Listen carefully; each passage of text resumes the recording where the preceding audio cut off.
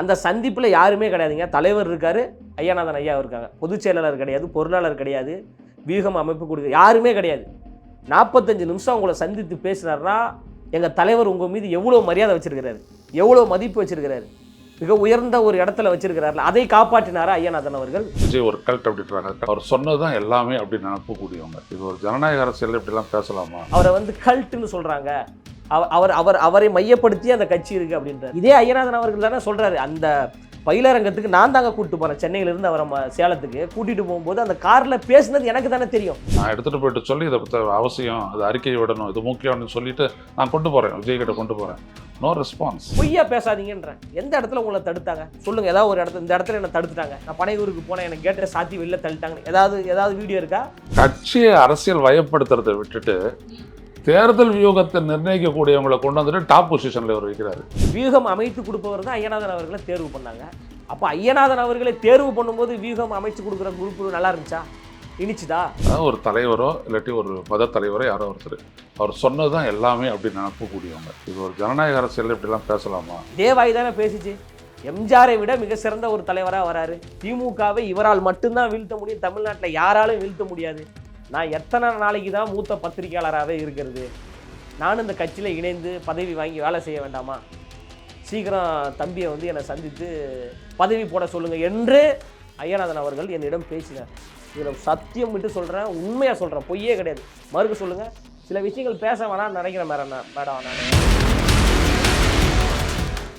Lyca productions Subaskaran வழங்கும் அஜித்குமார் நடிப்பில் விடாமுயற்சி உலகமெங்கும் வெற்றி நடை போடுகிறது. பத்திரிகையாளர் ஐயநாதன் அவர்கள் ஆரம்ப காலகட்டத்தில் தமிழக வெற்றி கழகத்துக்கு சப்போர்ட்டா பேசிக்கிட்டு இருந்தாரு. சப்போர்ட் அப்படிங்கிறதுல ஒரு மாற்று சக்தி வரதுல என்ன தவறு, மக்களுடைய ஆதரவு இருக்கு விஜய் அவர்களுக்கு அப்படின்ற மாதிரி.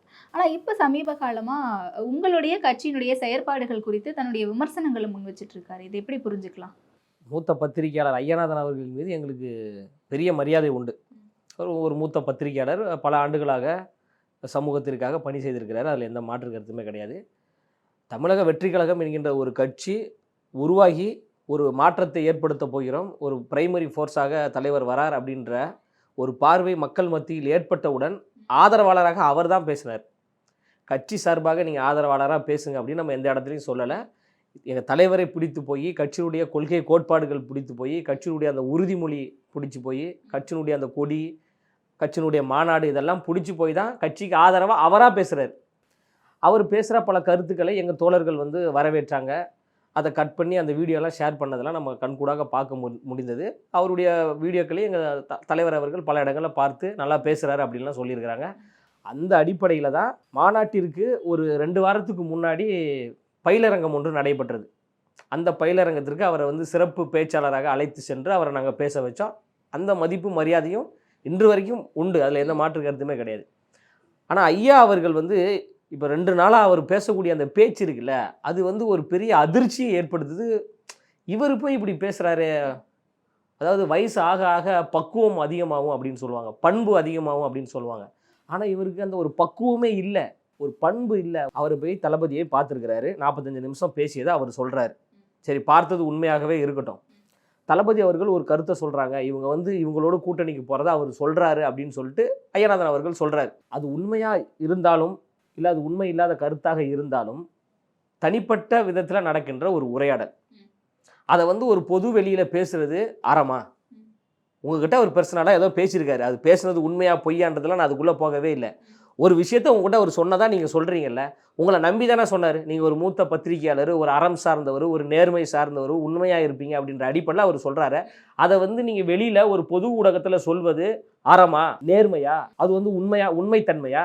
அதனால் சொல்கிறேன். அப்போது இது வந்து கேவலமான அயோக்கியத்தனமான ஒரு செயல்பாடுன்னு நான் சொல்கிறேன். இயல்பாகவே ஒரு கேள்வி இருந்துகிட்டே தானே இருந்துச்சு, தாவேகாவுடன் அதிமுக கூட்டணியா இல்லை அதிமுகவுடன் தாவேகா கூட்டணிக்கு போகிறாங்களா அப்படின்ட்டு. அது ஆரம்ப காலகட்டத்திலிருந்து பேசப்பட்ட நிலையில மற்றவர்களுடைய பார்வை, பலர் பல கருத்துக்களை சொல்லுவாங்க. ஒரு செய்தி தாளில் கூட வந்து அதிமுகவோடு கூட்டணி அப்படின்ற ஒரு செய்தியை போட்ட உடனே எங்கள் கட்சியினுடைய பொதுச் செயலாளர்கள் உடனடியாக மறுப்பு தெரிவித்து ஒரு கடிதம் வெளியிட்டாரா இல்லையா? நாங்கள் அதிமுகவோடு கூட்டணி கிடையாது, பிரைமரி ஃபோர்ஸாக வரோம், முதன்மை சக்தியாக வரோம் அப்படின்ற ஒரு கடிதம் வெளியிட்டார்ல. அப்போது எங்கள் தலைவர் தான் முதலமைச்சர் ஆக போகிறதுக்கான வேலைகள் நடந்து கொண்டிருக்கு. தமிழக வெற்றி கழகம் ஆளுங்கட்சியாக உருவாக வேண்டும் என்பதற்கான வியூகங்கள் அமைக்கக்கூடிய வேலைகள் நடந்து கொண்டிருக்கு. அதிகார பகிர்வு உண்டாவதற்கான வேலைகள் நடந்து கொண்டிருக்கு. ஆட்சியிலும் அதிகாரத்திலும் பங்கு கொடுக்க வேண்டும் என்கின்ற வியூகங்கள் நடந்து கொண்டிருக்கு. இப்போ எங்கள் தலைவர்கிட்ட யார் என்ன ஆலோசனைகள் சொன்னாலும் அதை ஏற்றுக்கொள்வார். அப்போ பலரும் பலவிதமான ஆலோசனைகளை சொல்லியிருக்கலாம்.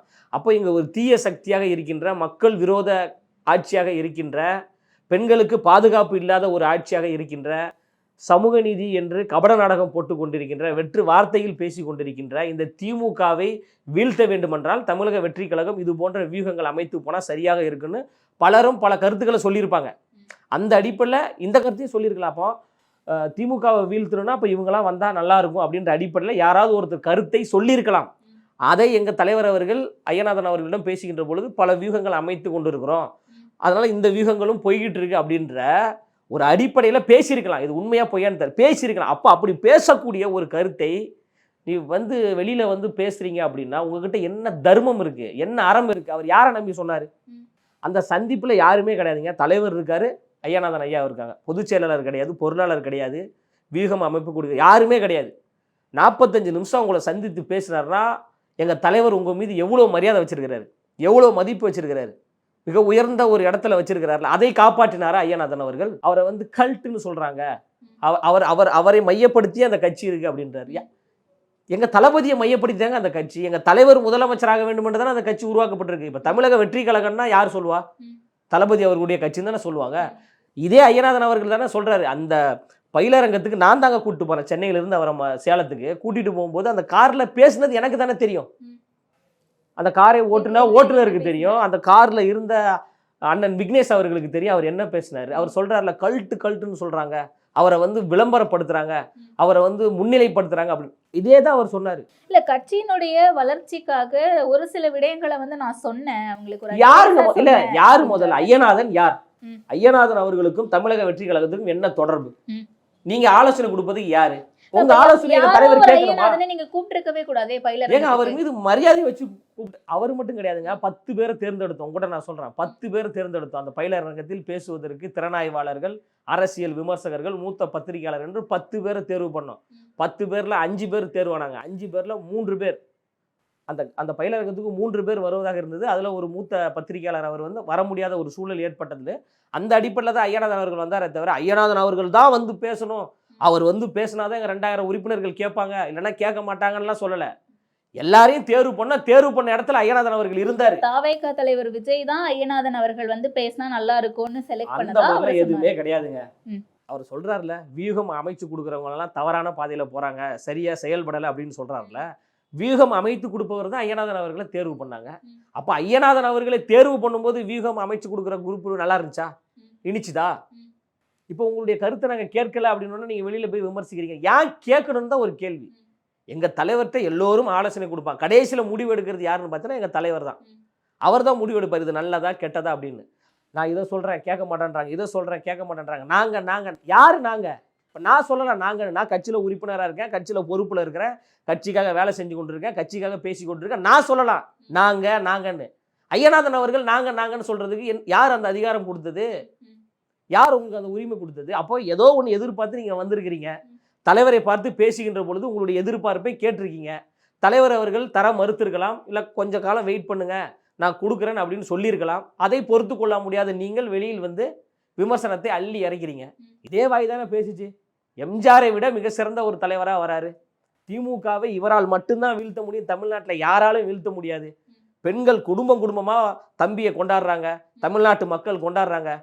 என் இறுதி காலம் வரை நான் தம்பிக்காக துணை நின்று உழைப்பேன், கடைசி காலகட்டத்தில் தம்பி அவர்கள் என்னை பயன்படுத்திக்கிட்டோம், அதற்காகத்தான் நாங்கள் இருக்கிறோம் என்று பேசிய ஐயநாதன் அவர்களுடைய வாய் இப்போ ஏன் எங்களுக்கு நேர் எதிராக பேசுது? ரெட் நூலுக்கு கொடுத்த நேர்காணலையும் சரி, புதிய தலைமுறை டிஜிட்டலுக்கு கொடுத்த நேர்காணலையும் சரி, வெறும் வியூக அமைப்பாளர்களை மட்டுமே வச்சுட்டு ஒரு கட்சி வளராது. மக்களுடைய ஆதரவு வேணும் அப்படின்னா களத்துல இறங்கணும். அதற்கான பணிகளை தான் நான் அவங்களுக்கு சொல்லிக்கிட்டே இருந்தேன் அப்படின்னு சொல்லி கட்சியினுடைய வளர்ச்சிக்கு, கட்சியினுடைய நல்லதுக்கு சொல்றாருன்னு எடுத்துப்போமே. அது ஏன் நெகட்டிவ் வேலை பார்க்கணும்? கட்சி வளர்ச்சி நோக்கி தான் போகுது. கட்சி எல்லோருக்குமான முன்னுரிமை கொடுக்குது. எல்லா கட்சியிலும் வியூகம் அமைக்கக்கூடிய ஆட்கள் இருக்கிறாங்க. இது ஒரு டிஜிட்டல் மயமாயிடுச்சு, தகவல் தொழில்நுட்ப காலகட்டமாக மாறியதால் எல்லா கட்சியிலும் பிஜேபி, காங்கிரஸ், திமுக, ஆம் ஆத்மி கட்சி முதற்கொண்டு எல்லா கட்சியிலும் வியூகம் அமைக்கக்கூடிய அந்த பணிகள் நடந்து கொண்டிருக்கு. அதற்கு வேலை செய்யக்கூடிய ஆட்கள் இருக்காங்க. அந்த அடிப்படையில் நம்ம கட்சியில் வேலை செஞ்சுக்கிட்டு இருக்காங்க. சரிங்களா? இதில் உங்களுக்கு என்ன பிரச்சனை? இப்போ வியூக அமைப்பாளர்களால் ஐயநாதன் அவர்களுக்கு என்ன பிரச்சனை? எந்த இடத்துல எங்கள் கட்சி வளரல, எந்த இடத்துல மக்கள் எங்களை நோக்கி வரலை, எங்கள் தலைவர் எங்கெல்லாம் பிரச்சனை நடக்கிறதோ அந்த பிரச்சனைக்கு குரல் கொடுத்து கொண்டிருக்காரு. கட்சியினுடைய உள்கட்டமைப்பு வேலைகள் நடந்து கொண்டிருக்கு. 120 மாவட்டத்தையும் நாங்கள் பிரிச்சிருக்கிறோம். 120 மாவட்ட செயலாளர்கள் நியமிக்கிற பணிகள் நடந்துட்டு இருக்கு. 95 மாவட்ட செயலாளர்கள் நம்ம போட்டாச்சு. இன்னும் 25 மாவட்ட செயலாளர்கள் இன்னும் ஓரிரு நாட்களில் தலைவர் போட போகிறாங்க. மாவட்ட செயலாளர்கள் எல்லோரும் ஏழை எளிய பாமர குடும்பத்தை சார்ந்தவர்கள் தான் மாவட்ட செயலாளராக இருக்கிறாங்க. ஆட்டோ ஓட்டுறவங்க, பூ வியாபாரம் பண்ணுறவங்க, கூலி தொழிலாளியுடைய மகன் முதற்கொண்டு இவங்களுக்கு தான் மாவட்ட செயலாளர் மாநில பொறுப்பு கொடுத்துருக்குறாங்க. நான் வந்து ஒரு விவசாய குடும்பத்தை சார்ந்தவன். எங்கள் அப்பா வந்து ஒரு கூலி தொழிலாளி. எனக்கு வந்து கொள்கை பரப்பு இணை செயலாளர் ஒரு பொறுப்பு கொடுத்துருக்காங்க. கொள்கை பரப்பு செயலாளராக ராஜ்மோகன் அவர்கள் ஒரு ஏழ்மையான குடும்பத்தை சார்ந்தவர். எங்கள் கட்சியினுடைய செய்தி தொடர்பாளர்கள் எல்லாரும் ஏழ்மையான குடும்பத்தை சார்ந்தவர். அவர் பார்த்து பார்த்து பார்த்து பார்த்து அங்குலம் அங்குலமாக கட்சியை வளர்த்து கொண்டிருக்காரு. இதுல எந்த இடத்துல எங்க கட்சியினுடைய வளர்ச்சி தடைப்பட்டுருச்சு? முக்கியமான விஷயங்களுக்கு நீங்க குரல் கொடுக்கல அப்படின்னு சொல்லிட்டு இப்ப சீமான் அவர்கள் அம்பேத்கர் பெரியார் குறித்து அவதூறு பரப்பும் போது பெரியார கொள்கை தலைவரா ஏற்கிற நீங்க அது தவறு அப்படின்னு சொல்லிட்டு எந்த இடத்துலயும் பேசலன்னு சொல்றாரு. இந்த மாதிரி பல விடயங்களை கோட் பண்றாரு. அரிட்டாப்பட்டி கிராமத்துக்கான பரந்தூருக்கு நின்று நீங்க அரிட்டாப்பட்டி கிராமத்துக்கு நிக்கவே இல்லைன்னு பேசுறாரு. அரிட்டாப்பட்டியில் எங்க கட்சியினுடைய செய்தி தொடர்பாளர் வீர விக்னேஷ் அவர்கள் அங்க போராட்ட களத்துல இருந்தார். எங்க கட்சியினுடைய மாவட்ட பொறுப்பாளர்கள் அந்த போராட்ட களத்துல இருந்தாங்க. மக்களோடு மக்களாக போராடி அந்த அரிட்டாப்பட்டி மக்களுக்கு துணை நின்றாங்க. ஓரிரு நாட்கள் எங்க பொதுச் செயலாளர் அங்க செல்ல இருந்தார். அதற்குள்ள அந்த திட்டத்தை ரத்து செஞ்சாங்க. அரிட்டாப்பட்டிக்கு எந்த இடத்துல நாங்க குரல் கொடுக்கல. பரந்தூருக்கு எங்க தலைவர் சென்று அங்க பாதிக்கப்பட்ட விவசாயிகளை சந்தித்து பேசுறாரு. தலைவர் போகும்போது கிடைக்கிற அந்த ஒரு அட்டென்ஷன், அந்த ஒரு பான் இந்தியா கவரேஜ் அப்படிங்கிறது மாவட்ட நிர்வாகிகள் போகும்போது கிடைக்காதுல. தலைவர் சொல்லாம மாவட்ட நிர்வாகிகள் தலைவர் போனதுனாலதான் இவ்வளவு பெரிய மீடியா அனுமதி கொடுக்குறாங்களா? இந்த காவல்துறை அனுமதி கொடுக்குதா? பொய் வழக்குகளை போடுவது, அடாவடித்தனங்களை செய்வது, ஜனநாயக சக்திகளை போராட விடாமல் முடக்குவது, ஒரு சர்வதிகார ஆட்சி நடந்து கொண்டிருக்கு, பாசிச ஆட்சி நடந்து கொண்டிருக்கு. அதனாலதான் மாநாட்டில் அவர் சொல்றாரு, அவங்க பண்றது பாசிசம் என்றால் நீங்க என்ன பாயாசமா அப்படின்னு எங்க தலைவர் கேட்டார்னா அதை போன்ற ஒரு செயல்பாடு. வேங்க வயலுக்கு யாராவது போக முடியுமாங்க? வேங்க வயல்ல ஒரு வயதான ஒரு மூதாட்டி இறந்துடுறாங்க. அந்த இறுதி ஊர்வலத்திற்கு மற்ற கிராமத்தை சார்ந்த மக்கள் அந்த ஊருக்கு போக முடியல. அந்த இறுதி ஊர்வலத்துக்கு கலந்து கொள்ள முடியல. அந்த அளவுக்கு ஒரு அறிவிக்கப்படாத ஒரு அவசர நிலையாக 144 தடை உத்தரவு போடப்பட்ட நிலையில அவ்வளவு அடக்குமுறை. அந்த கிராமம் ஒரு தீவு போல இருக்குது. விசிகாவால போக முடியல. யாரும் எங்க போனாங்க? யாரும் போக முடியல. விசிகா கட்சியுடைய வழக்கறிஞர் கைது செய்யப்பட்டாங்க. இளைஞரணி செயலாளர் திரு சங்கத்தமிழன் அவர்கள் அவர் எவ்வளவு கூட்டிட்டு போயிருக்காரு. போல எங்க அந்த கிராமத்துக்குள்ள போகவே முடியல. அவர் மீது வழக்கு பதிவு செய்யப்பட்டு பல அடக்குமுறைகளை தாண்டி தான் அங்க போக முடியுது. அந்த கிராமத்துக்குள்ள அந்த பாதிக்கப்பட்ட மக்களை சந்திப்பதற்கு இந்த அரசாங்கம் எங்க அனுமதி கொடுக்குது? எங்க தலைவர் சந்திச்சுதானே ஆகணும். ஆமாங்க, அந்த சட்ட திட்டங்களுக்கு உட்பட்டு எங்களுடைய செயல்பாடு இருக்கு. எல்லா இடத்துக்கும் நீங்க வாங்கினா உடனே போயிட முடியாது. அவர் ஒரு கரிஸ்மேட்டிக் லீடர். அவர் ஒரு இடத்துக்கு போனாரா அங்க பல லட்சக்கணக்கான மக்கள் வருவாங்க. சட்ட ஒழுங்கு பிரச்சனை ஏற்படும், காவல்துறைக்கு நெருக்கடி ஏற்படும், அரசாங்கத்துக்கு ஒரு நெருக்கடி ஏற்படும், பொதுமக்களுக்கு இடையூறு ஏற்படும். நேர்ல போகணும்னு அவசியம் கூட கிடையாது. ஒரு அறிக்கையாவது விட்டுருக்கலாமே, கண்டன அறிக்கையா அப்படின்னு தானே கேக்குறாரு அவரு. ஏங்க இங்க மக்கள் பிரச்சனை எல்லாருமே அதான் இயல்பா எதிர்பார்ப்பாங்க. நானே உங்ககிட்ட எத்தனை வாட்டி கேட்டிருப்பேன், ஒரு அறிக்கை கூட விட மாட்டீங்க. மக்கள் பிரச்சனை போயிட்டு இருக்கு. பாலியல் ரீதியாக பெண்கள் வன்புணர்வு செய்யப்படுறாங்க. 4 வயசு பெண் குழந்தையை வந்து வாயை பொத்தி பாலியல் ரீதியாக கொடுமைப்படுத்த சம்பவம் 2 நாளுக்கு முன்னாடி நடந்தது. ஒரு வட மாநிலத்தை சார்ந்த பெண் ஒருவரை ஆட்டோவில் வலுக்கட்டாயமாக இழுத்து சென்று பாலியல் ரீதியான வன்கொடுமைகள் நடந்தது. தமிழ்நாடு முழுவதும் பெண்களுக்கு பாதுகாப்பற்ற ஒரு சூழலாக இருக்கு. இது போன்ற சம்பவங்கள்லாம் நடந்து கொண்டிருக்கு. இந்த சம்பவத்தை எல்லாம் மூடி மறைப்பதற்காக, இந்த வேங்கவயல் சம்பவத்தை மூடி மறைப்பதற்காக பெரியார் அவர்களை பயன்படுத்தி கொண்டு திமுகவும் நாம் தமிழர் கட்சியும் அரசியல் செய்து கொண்டிருக்கு. இதுக்குள்ள நாங்க போறதுக்கு நாங்க விரும்பல. நாங்க பெரியாரை மதிக்கிறோம், பெரியாரை வணங்குறோம். தந்தை பெரியார் அவர் எங்க கட்சியினுடைய கொள்கை தலைவராக இருக்கிறாரு. நீங்க சொன்னீங்கல்ல, எதற்கு நீங்க வந்து பதில் சொல்லாம இருக்கீங்க? பெரியாருடைய சிலைக்கு எங்க தலைவர் அவர்கள் மாலை போட்டு மரியாதை செஞ்சார்ல, அதுதான் பெரியார் அவர்களை எதிர்த்து பேசுறாங்களா அவர்களுக்கு கொடுக்கக்கூடிய பதிலடி. நீ என்ன வேணா பேசிட்டு போ, நீ என்ன வேணா கத்திக்கோ, ஆனா தமிழ்நாட்டினுடைய ஒரு அடையாளமாக இருப்பவர் தந்தை பெரியார். அவர் தான் எங்க கொள்கை தலைவர். நீ சேற்றை வாரி இறைக்கிற, நான் பூ மாலையை அவர் மீது போட்டு நான் வணங்குறேன்னு சொல்றாருல, இதுதான் பதிலடி. இதை விட என்ன உங்களுக்கு பதிலடி வேணும்? ரொம்ப சிம்பிளா கேட்கிறேன், உங்களுக்கு ஆதரவா இருந்த ஒரு மூத்த பத்திரிகையாளர் ஏன் உங்களை விமர்சிக்கணும்? என்ன காரணம்? இல்ல அவர் ஏதாவது ஒன்று எதிர்பார்த்திருக்கலாம், அது நடக்காம போயிருக்கும். என்ன மாதிரி? அதாவது சுயநலத்திற்காக வந்தார், அங்க நடக்கலன்னா எங்களை வந்து விமர்சிக்கிறார். அதாவது எங்க கட்சி புதுசாலாம் இதை வந்து எதிர்க்கலைங்க. நாங்க புதுசாலாம் இதை வந்து பார்க்கல. நாங்க பல பிரச்சனைகள், பல ஏற்றத்தாழ்வுகள், பல நெருக்கடிகள், பல அவமானங்கள் இதையெல்லாம் கடந்து கடந்து கடந்து கடந்து வந்தவர் தான் எங்கள் தலைவர் தளபதி அவர்கள். இப்போ தமிழ் சினிமாவில் நம்பர் 1 இடத்துக்கு அவர் வந்தார்னா அவர் பார்க்காத விமர்சனங்கள் கிடையாது. அதே போன்று அரசியல் களத்தில் இன்று மக்கள் தலைவராக அவர் உயர்ந்து வந்திருக்கிறாருன்னா அவர் பார்க்காத விமர்சனங்கள் கிடையாது. இது எல்லாம் கடந்து தான் வந்திருக்காரு. எப்படி இதெல்லாம் கடந்து வந்தோமோ அதே போன்று ஐயநாதன் என்கின்ற ஒரு நபரை நாங்கள் கடந்து வரப்போகிறோம். இப்போ ஐயநாதன் அவர்களுக்காகவே எங்கள் தலைவர் கட்சி ஆரம்பித்தார். சொல்லுங்க, தமிழ்நாட்டு மக்களுக்காக ஆரம்பிச்சிருக்காரு, தமிழக வெற்றி கழகத்தின் தோழர்களுக்காக ஆரம்பிச்சிருக்கிறாரு. எங்களை நம்பி அவர் கட்சியை உருவாக்கியிருக்கிறாரு. நாங்கள் அவரை வெற்றி பெற வைத்து தமிழ்நாட்டின் முதலமைச்சர் அரியணையில் அமர வைக்க போகிறோம். ஐயநாதன் அவர்கள் ஒன்றும் உட்கார வைக்க போகிறது இல்லையே. அதனால் அவர் ஐயநாதன் போன்ற 1000 ஐயநாதன்கள் எங்களுக்கு எதிராக பேசுவாங்க. அவர்களை எதிர்கொள்வதற்கான போர்படை தளபதிகள் எங்கள் கட்சியில் இருக்கிறாங்கல்ல. உங்களால் என்ன ஊடகத்தில் உட்காந்து பேச முடியும்? அதுதான் நீங்களும் ரொம்ப கடுமையா விமர்சிக்கிறீங்க. ஏன்னா ஏங்க உங்களுடைய வார்த்தைகள் தான் தீர்மானிக்கும் நான் என்ன ஆயுதத்தை கையில் எடுக்க வேண்டும் என்று. நீங்க மரியாதையாக பேசுனா நான் மரியாதையா பேசுவேன். நான் தலைவரை ரொம்ப பிடிச்சி போய் சின்ன வயசுல இருந்து அவரை நேசித்து தலைவர் கட்சி ஆரம்பிக்க மாட்டாரான்னு இயங்கி கொண்டிருந்த போது எங்கள் தலைவர் கட்சி ஆரம்பித்தார். அந்த கட்சியில் நான் இணைஞ்சேன். அப்போ எங்கள் தலைவரை நான் அன்புள்ளத்தோடு நேசிக்கிறதுனால நீங்கள் தலைவரை போகிற போக்கில் நீங்கள் விமர்சிக்கும் போது என்னால் பார்த்துட்டு சும்மா இருக்க முடியாது. இப்போ நாளைக்கே எங்கள் தலைவர் ஒரு மணி உனக்கு கொள்கை பரப்பு இணைச்செயலாளர் பதவியெல்லாம் கிடையாது, நீ வெளில போ அப்படின்னு சொன்னாலும் வெளியில் போயிட்டு என் தலைவனுக்காக நான் பேசுவேன். நான் அவரை நேசித்து வரேன். ஐயநாதன் அவர்கள் அப்படி வந்தாரா? அப்படி வந்தால் இப்படி பொது ஊடகத்தில் பேசுவாரா? உங்ககிட்ட பர்சனலாக பேசியதா சொல்லப்படுகிறன்ற விஷயத்த இப்படி போட்டு நீங்கள் உடைப்பீங்களா? நான் எத்தனை நாளைக்கு தான் மூத்த பத்திரிகையாளராகவே இருக்கிறது? நானும் இந்த கட்சியில் இணைந்து பதவி வாங்கி வேலை செய்ய வேண்டாமா? சீக்கிரம் தம்பியை என்னை சந்தித்து பதவி போட சொல்லுங்கள் என்று ஐயநாதன் அவர்கள் என்னிடம் பேசினார்.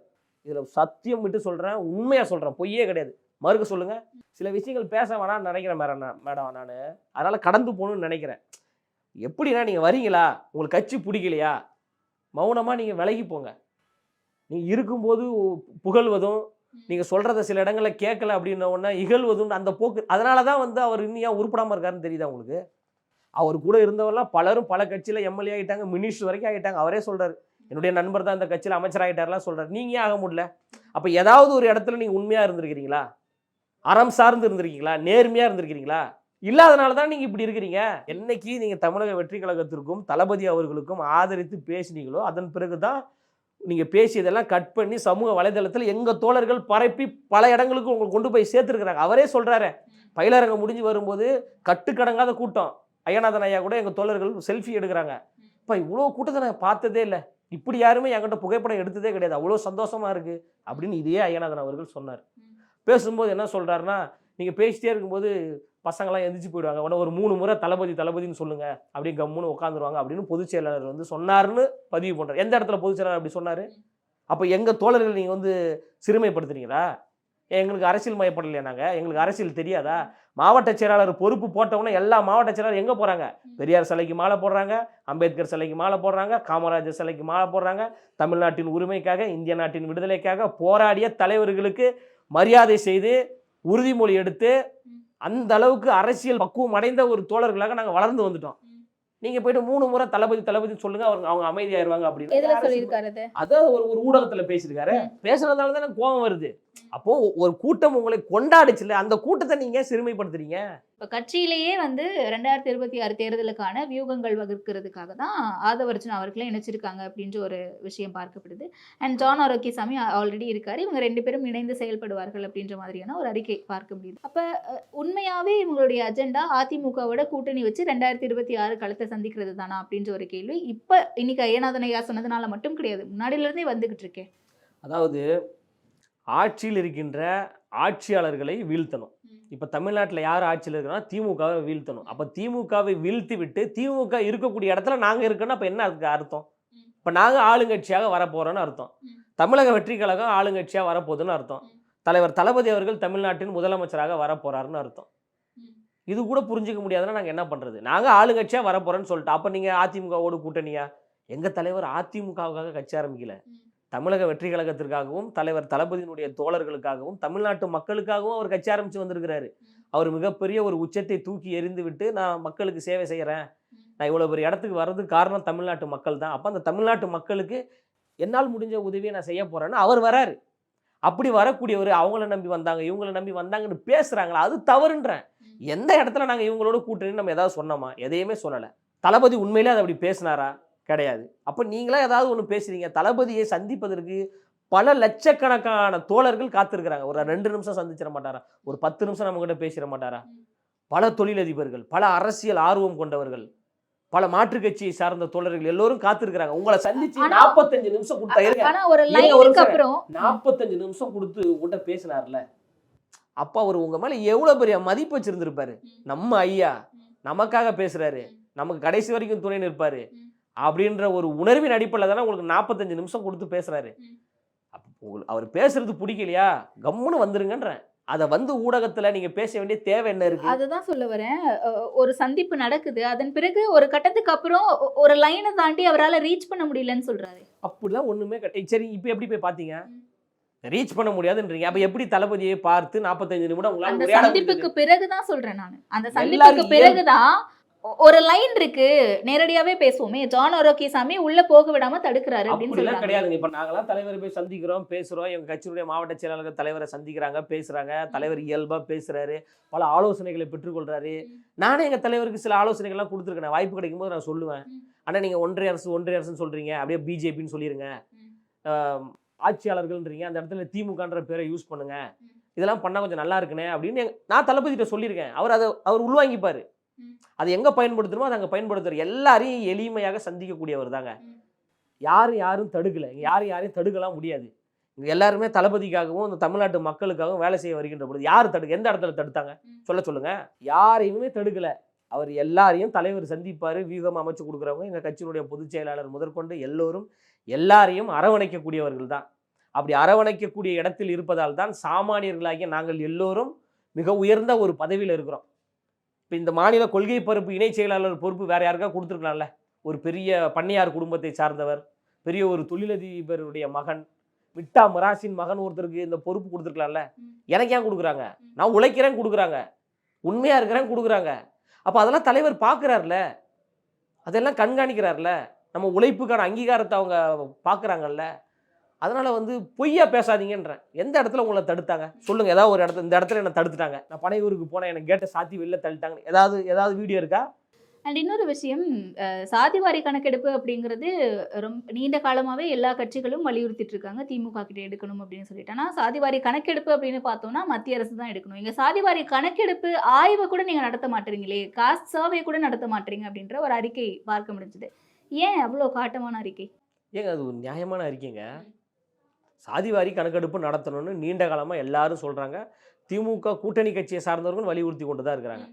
நான் சமூக நீதியை பேசுகிறேன், பெரியார் எங்களுடைய தலைவர், அம்பேத்கருடைய வழிகாட்டி அப்படின்னு பேசக்கூடிய திமுக எதற்காக சாதிவாரி கணக்கெடுப்பு நடத்துவதற்கான அந்த முன் முயற்சியை நீங்கள் எடுக்காமல், இதெல்லாம் அதிகாரமெல்லாம் ஒன்றிய அரசிடம் இருக்கிறது, ஒன்றிய அரசிடம் இருக்கிறதுன்னு எத்தனை காலத்துக்கு ஏமாத்திக்கிட்டு இருப்பீங்க? ஒன்றிய அரசு கிட்ட தானே இருக்கு. சரி, ஆய்வு ஒன்றிய பண்ண அரசு வேண்டியது எடுக்கணும். ஆய்வு பண்ண வேண்டியதானே. பீகார்ல எடுத்த ஆய்வே செல்லாதுன்னு சொல்லியிருக்காங்கல்ல. சொல்றேன்னா, பீகார்ல ஆய்வு பண்ணிட்டாங்க, கர்நாடகால சாதிவாரி கணக்கெடுப்பு நடத்தி முடிச்சிட்டாங்க, தெலுங்கானால 50 நாட்கள்ல சாதிவாரி கணக்கெடுப்பு நடத்தப்பட்டு ஆய்வறிக்கையை சட்டமன்றத்தில் தாக்கல் செய்து அங்க விவாதம் நடந்துகிட்டு இருக்கு.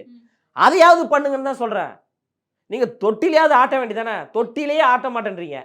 முதல்ல ஆய்வு நடத்துங்க, ஃபர்ஸ்ட் கணக்கெடுப்பு நடத்துங்க. இவங்க எல்லாருமே காஸ்ட் சர்வே தான் எடுத்திருக்காங்க. இந்த காஸ்ட் சர்வேவே வந்து செல்லுமா செல்லாதா அப்படின்ற ஒரு வாதம் போயிட்டு இருக்கு. செல்லாதான்றது ரெண்டாவது பட்சங்க. முதல்ல நீங்க ஆய்வு பண்ணீங்களா இல்லையா? சாதிவாரி கணக்கெடுப்பு நடத்துனீங்களா இல்லையா? எத்தனை சாதியில் எவ்வளவு பேர் இருக்கிறாங்க, இவங்களுடைய வாழ்வாதாரம் எப்படி இருக்குது, இவங்களுடைய பொருளாதார நிலைமை எப்படி இருக்குது, இவங்களுடைய வேலை வாய்ப்பு எப்படி இருக்குது, இவங்களுக்கான இடஒதுக்கீடு சரியான முறையில் பங்களிக்கப்பட்டு கொடுக்கப்படுகிறது, எல்லாருக்குமான ஒரு சம வாய்ப்பு கிடைக்குதா, ஒரு சமூக நீதி பார்வை இருக்குதா அப்படின்றதே தெரிந்து கொள்ளணுமா கூடாதா? அதற்காவது ஒரு ஆய்வு நீங்கள் நடத்தணும்ல. அப்போ எதற்கு நீங்கள் நாங்கள் வந்து சமூக நீதி மாடல், பெரியாரிய மாடல் அப்படின்னு எதுக்கு வெற்று பொய் நாடகம் ஆடுறீங்க, வேடம் போடுறீங்க? அதாங்க தலைவர் சொன்னார்ல, கபடதாரிகள்னு சொன்னார்ல. பொய் வேடம் இடுகின்ற கபடதாரிகள் இந்த திமுக கட்சியை சார்ந்தவர்கள். அதனால தான் எங்கள் தலைவர் காட்டமாக சொல்லியிருக்காரு, எத்தனை காலத்துக்கு நீங்கள் வந்து ஒன்றிய அரசுன்னு சொல்லி நீங்கள் ஏமாத்துறீங்க. அப்போது இந்த சாதிவாரி கணக்கெடுப்பில் ஒன்றிய அரசாகிய பிஜேபியும் மாநில அரசாகிய திமுகவும் ஒரு கூட்டு களவாணியாக இருக்கிறாங்கல்ல, 2 பேரும் சேர்ந்து கொண்டு தானே செயல்படுறாங்க. அதுதானே எங்கள் தலைவர் சொல்கிறாரு, மறைமுகமான ஒரு கூட்டணி ஒரே நேர்கோட்டில் பயணிக்கிறாங்கல்ல. திமுகவை காட்டமா விமர்சிக்கிறாரு, ஆனா பாஜக விமர்சிச்ச மாதிரி தெரியலையே. ஏங்க நீங்க தானே சமூக நீதி மாடல், பெரியாரிய மாடல், நாங்க தான் வந்து தேனாரும் பாலாரும் ஓடுகிறது, எங்களை மாதிரி ஒரு ஆட்சி எங்கேயுமே நடந்தது இல்லை, உலகத்தில் தலை சிறந்த ஆட்சி தமிழ்நாட்டில் நடக்குதுன்னு நீங்க தானே சொல்றீங்க. நடக்குதா? நாள்தோறும் கொலை, நாள்தோறும் கற்பழிப்பு, நாள்தோறும் வன்முறை சம்பவம், விலைவாசி உயர்வு, மக்கள் சொல்லன்னா துயரத்தில் இந்த திமுக ஆட்சி கீழே இருக்கிறோம். எல்லாத்தையும் பண்ணிட்டு திராவிட மாடல் சொல்லும்போது கோவம் வருமா வராதா? லைகா புரொடக்ஷன்ஸ் சுபாஷ்கரன் வழங்கும் அஜித்குமார் நடிப்பில் விடாமுயற்சி உலகமெங்கும் வெற்றி நடை போடுகிறது.